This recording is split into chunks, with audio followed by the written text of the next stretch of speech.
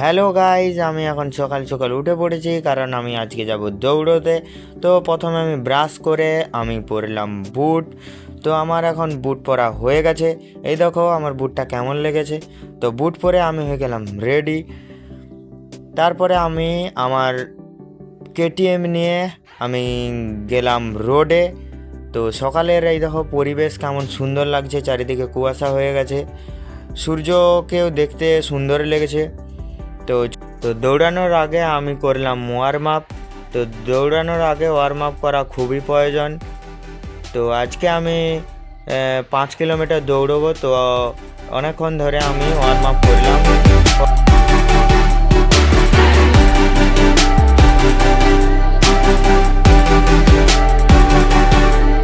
5 kilometre দৌড়ে আমি এখন চলে এসেছি।